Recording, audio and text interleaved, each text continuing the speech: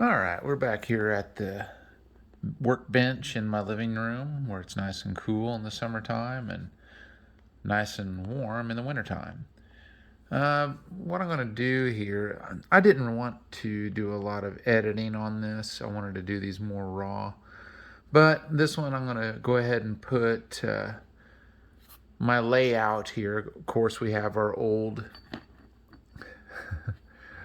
scarred countershaft that's seen some unnecessary action. But anyway,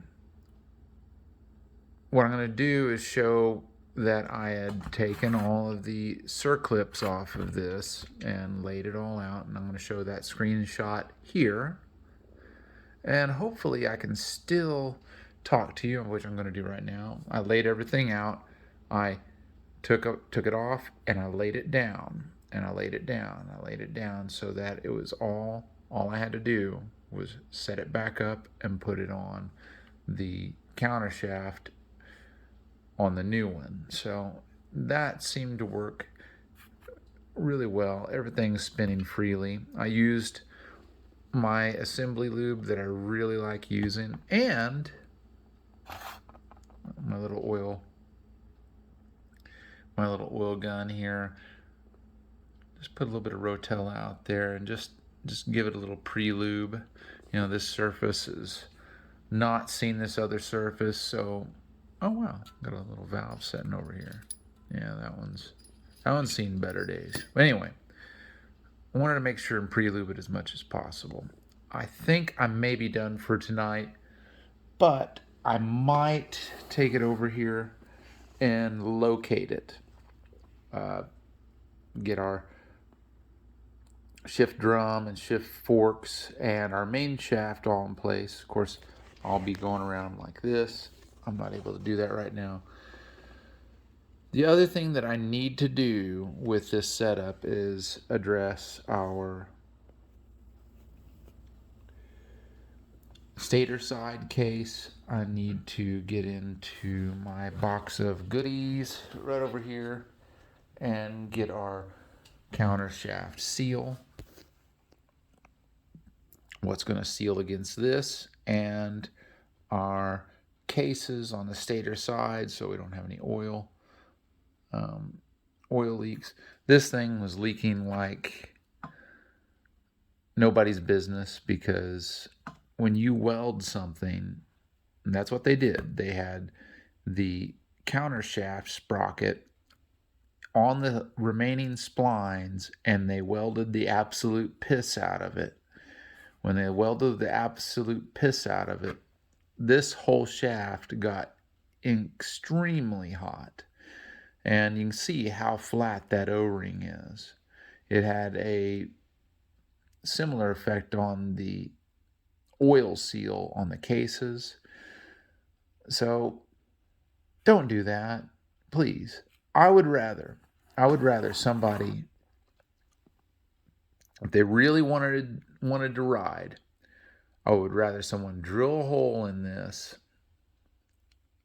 and tap it and put a bolt and lock washer, oversized washer, and try to get away with it that way.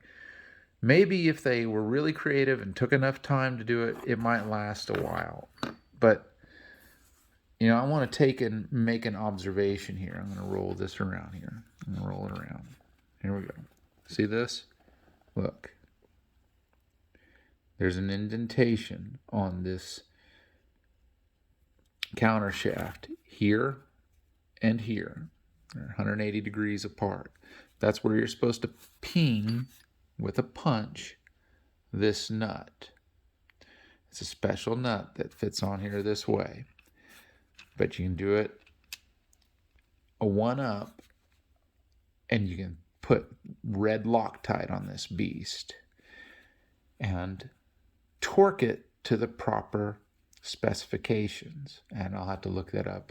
It's not a DRZ. It's not something that makes sense.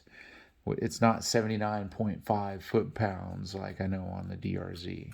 But anyway, you torque it down and you pin it on those 2 points right there. with a red Loctite, sucker isn't going to go anywhere. Don't ugga-dug it. Don't impact it on there. The proper torque is enough, but put some red Loctite on there. All right, this might be it, but I might locate it in the cases, and I'll show you that. All right, we're back at the engine stand, and I've got the countershaft installed, and it's good and happy. They're seated, and we've got the shift drum aligned, and I've got the shift forks properly seated. I'm going to give these a little bit of oil pre-case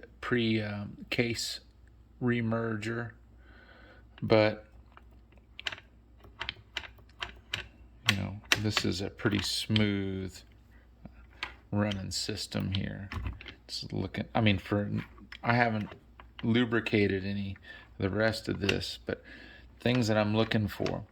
Obviously, I'm spinning the countershaft. We're looking at it from where the sprocket goes, the proper direction here, our main shaft, our countershaft. And so there we go. So that would be, let's see, let's look at it. How fast is it spinning? This is probably first gear. This is probably neutral. Let me see here. All right, so the shaft, you can't see it, but okay, you can see it now. I'm spinning, oh, that's the wrong way. Now I'm spinning the countershaft. Trying to do this without my tripod. So there's probably second. Yeah, there we go, second gear. No, it's first. There's second.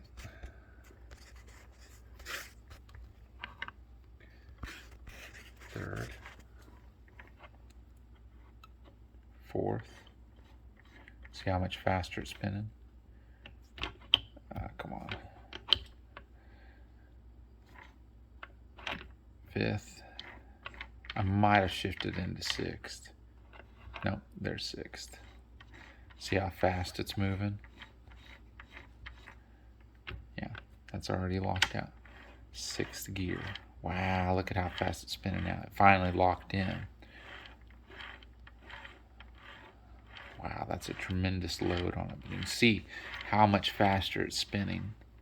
So we've got a complete transmission. And that was all right.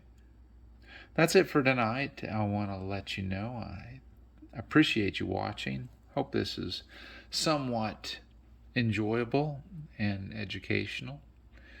I know I'm not actually doing it and struggling and doing all the installs, but this is my documentation, and I'm really enjoying doing it this way rather than put myself on the spot. But literally doing this took me like 3 minutes. So my synopsis is that if you've done a lot of 5 speeds and you got the feel of transmissions installing, 6 speeds not too bad. Stay tuned for part number, this is 5, so part 6. I think what we will be doing is I'm going to, like I said, I'm going to deal with the seals. I think I'm going to go ahead and do a shift shaft seal on this. I'm out here, I might as well do it, and I'm going to do the counter shaft seal. So thanks for watching.